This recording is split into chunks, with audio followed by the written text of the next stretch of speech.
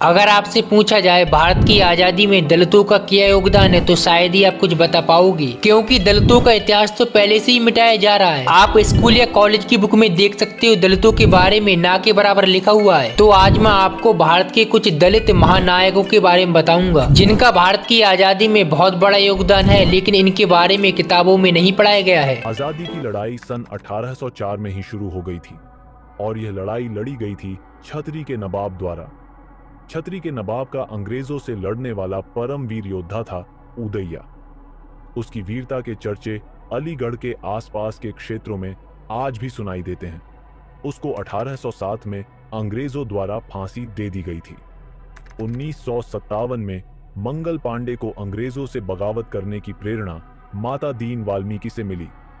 माता दीन वाल्मीकि ने मंगल पांडे से कहा था कि आप ब्राह्मण हैं, परंतु जिन कारतूस पर गाय और सूअर की चर्बी लगी होती है उन्हें अपने मुंह में डालकर दांतों से तोड़कर बंदूक में लगा दो। यह सुनकर मंगल पांडे के अंदर अंग्रेजों के प्रति विद्रोह की ज्वाला भड़क उठी। विरोध को दबाने के लिए अंग्रेजों ने मंगल पांडे पर गोलियां चला दी। जवाब में मंगल पांडे ने भी बंदूक चला दी। मंगल पांडे घायल हो गए। इस घटना के कारण सैनिकों में विद्रोह भड़क उठा। माता दीन वाल्मीकि भी कर्तव्य निभाने में पीछे नहीं रही। उन्होंने अंग्रेजों के रखे हथियारों, गोला बारूद रसद तथा ठिकानों का पता विद्रोही सिपाहियों को बता दिया और 1557 की क्रांति में बड़े सहयोगी बन गए। बाद में अंग्रेजों ने भारतीय सैनिकों को विद्रोह के लिए भड़काने का मुख्य आरोपी माता दीन वाल्मीकि को माना। यह मुकदमा माता दीन जी के नाम से चला। सभी गिरफ्तार क्रांतिकारियों को कोर्ट मार्शल के जरिए फांसी की सजा दी गई। माता दीन वाल्मीकि भी मातृभूमि के लिए 8 अप्रैल 1857 को शहीद हो गई। उसके बाद नाम आता है बांके चमार का। बांके चमार उत्तर प्रदेश के जौनपुर जिले के निवासी थे। उन्होंने अपने ही जनपद में ब्रिटिश ईस्ट इंडिया कंपनी खिलाफ प्रारंभिक कार्यवाही का नेतृत्व किया। ये है बांके हिंद के लाल। उनकी अंग्रेजों में इतनी दहशत थी कि सन 1957 के समय जब एक आना में 2 गाय मिल जाती थी तब उस समय उनके ऊपर 50,000 का इनाम रखा गया था।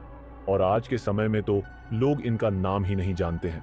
लेकिन अब इस समय दलितों अपने इतिहास को पढ़ रहे हैं, समझ रहे हैं। एक बार फिर बता देता हूं, क्योंकि बाबा साहब ने कहा था कि जो कौम अपना इतिहास नहीं जानती वह कौम अपना इतिहास नहीं बना पाते। इसलिए आज के समय में बांके जी का नाम हमें अक्सर सुनने को मिलता है। अब बात करते हैं झांसी की रानी और वीरांगना झलकारी बाई के बारे में। झांसी की रानी की सहयोगी वीरांगना झलकारी बाई के साहस और त्याग को कौन नहीं जानता। वे कोरी वर्ग से थीं। महान वीरांगना झलकारी बाई भारत की आजादी के लिए संघर्ष किया था। झलकारी बाई को भारत के एजुकेशन सिस्टम ने जातिवाद का परिचय देते हुए झांसी की रानी लक्ष्मीबाई को पढ़ाया। क्योंकि झलकारी बाई दलित समाज से थी, इसीलिए इतिहास के पन्नों में इन्हें छुपाने की कोशिश की गई। एक महान और आदर्श वीरांगना महिला जिसके बारे में जानकर पूरे भारतवासियों को गर्व महसूस होगा। ऐसी झांसी की झलकारी बाई का जन्म बुंदेलखंड के एक गांव में 22 नवंबर को एक गरीब दलित परिवार में हुआ था। उनके पिता का नाम सदोवा उर्फ मूलचंद कोली था और माता जमुनाबाई उर्फ धनिया था। झलकारी बाई बचपन से ही साहसी और दृढ़ प्रतिज्ञा बालिका थी। बचपन से ही झलकारी घर के काम के अलावा पशुओं की देखरेख और जंगल से लकड़ी इकट्ठा करने का काम भी करती थी। एक बार जंगल में झलकारी की मुठभेड़ एक बाघ से हो गई थी और उन्होंने अपनी कुल्हाड़ी से उसको मार डाला था। वह एक वीर साहसी महिला थी। उनकी इस बहादुरी से खुश होकर गांव वालों ने उसका विवाह रानी लक्ष्मीबाई की सेना के एक सैनिक पूर्ण कोरी से करवा दिया, जो बहुत बहादुर था। पूरे गांव वालों ने झलकारी बाई के विवाह में भरपूर सहयोग दिया। विवाह पश्चात वह पूरण के साथ वे झांसी आ गई। झांसी की रानी लक्ष्मीबाई की नियमित सेना में वे महिला शाखा दुर्गा दल की सेनापति थी। वे लक्ष्मीबाई की हमशक्ल भी थीं। इस कारण शत्रु को धोखा देने के लिए वे रानी के देश में भी युद्ध करती थीं। सन 157 के प्रथम स्वतंत्रता संग्राम में अंग्रेजी सेना से रानी लक्ष्मीबाई के घिर जाने पर झलकारी बाई ने बड़ी सूझबूझ मालिक के प्रति निष्ठा दिखाते हुए स्वामी भक्ति और राष्ट्रीयता का परिचय दिया था। रानी के वेश में युद्ध करते हुए वे अपने अंतिम समय अंग्रेजों के हाथों पकड़ी गई और रानी को किले से भाग निकलने का अवसर मिल गया।